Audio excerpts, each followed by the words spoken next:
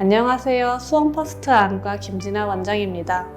오늘은 드림렌즈에 대해서 일반적으로 궁금해하시는 점들에 대해서 설명해 드리겠습니다.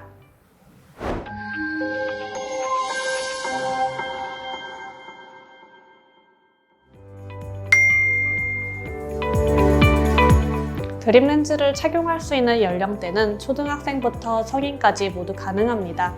중요한 것은 드림렌즈의 목적이 근시 진행 억제와 시력 교정이라는 점입니다.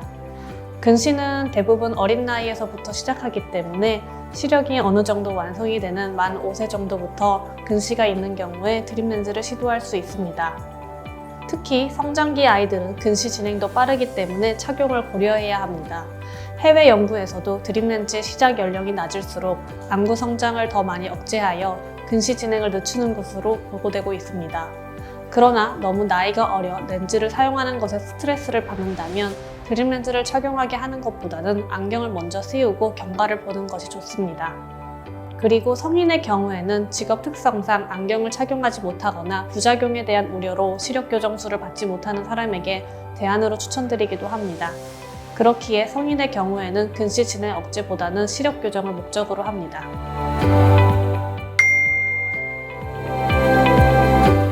드림렌즈의 시력 교정 효과는 영구적인 것이 아니고 일시적입니다.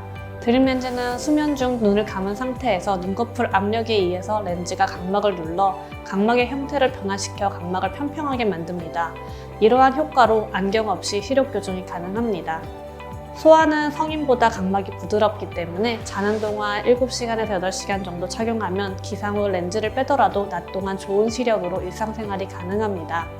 또한 별도의 안경 착용 없이도 하루나 이틀 정도 좋은 시력이 유지됩니다. 일반적으로 드림렌즈의 시력 유지 기간은 약 20시간 내외로 알려져 있습니다. 하지만 영구적인 변화가 아니기 때문에 시간이 흐르면 다시 원래의 각막 상태로 되돌아옵니다. 따라서 매일 자기 전 착용하는 것을 권장하며 만약 6개월 이상 착용하지 않았다면 다시 안과를 방문하여 시력 상태를 다시 확인해야 합니다. 그 사이에 각막 모양이나 안구의 길이가 달라져 드림렌즈를 다시 사용하더라도 시력 저하 및 불편감이 있을 수 있기 때문입니다. 또한 꾸준히 착용하더라도 평균적으로 2년이 지나면 안구 상태에 따라 새로운 곡률의 렌즈로 교체해야 하므로 정기적인 검진이 중요합니다.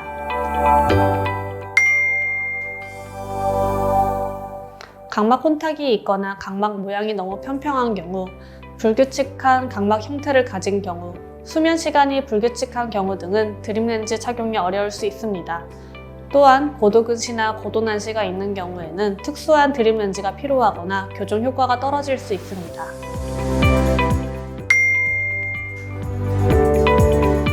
드림렌즈 착용을 중단하면 각막의 상태가 드림렌즈 착용 이전으로 다시 돌아옵니다.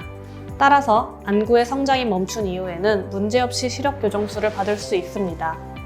또한 어린 나이에 근시가 발생하게 되면 근시가 더 심하게 진행될 확률이 높습니다.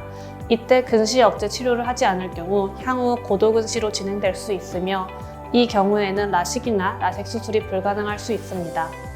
따라서 근시 진행이 빠른 경우에는 드림렌즈 착용을 통해 근시 진행을 억제해주는 치료를 하는 것이 추후 성인이 되어 라식 라섹을 받는 데 도움이 될 수 있습니다.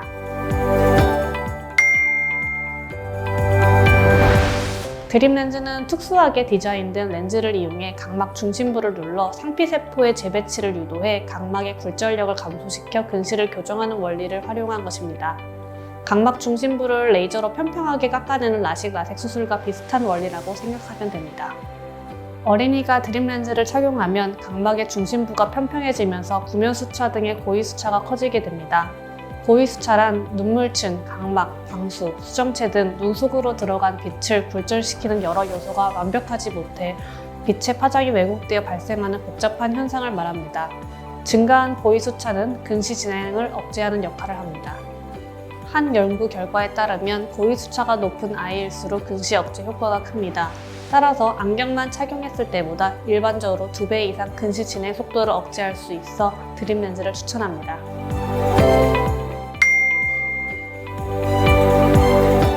드림렌즈 외에도 아트로핀 안약과 최근에 개발된 마이사이트가 있습니다.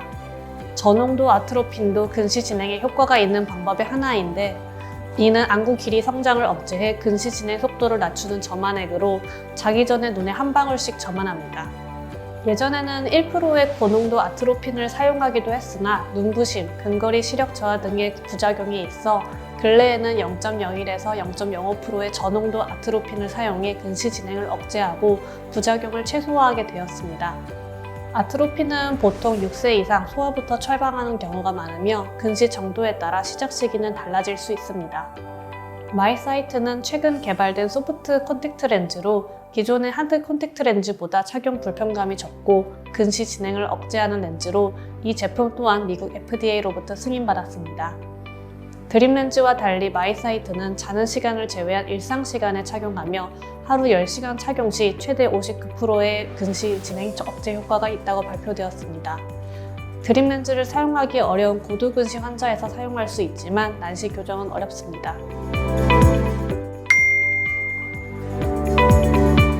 드림렌즈는 부작용이 없다는 장점이 있지만 평소 세척이나 보관할 때 특별히 신경 써서 관리하는 것이 중요합니다.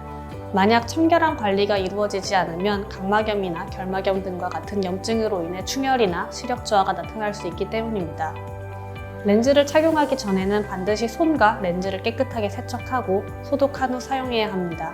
또한 렌즈를 착용할 때는 좌우가 바뀌지 않도록 주의해야 하며 다른 렌즈와 혼용하는 것도 불가합니다.